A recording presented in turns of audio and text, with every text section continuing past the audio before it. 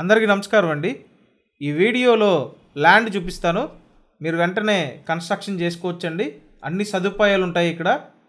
ఇక్కడ చూసినట్టయితే కేవలం 12 లక్షలకి ల్యాండ్ అండి. 4 వైపులా హద్దులు చూపిస్తున్నాను. అలాగే స్థలం ముందు సిమెంట్ రోడ్ అండి.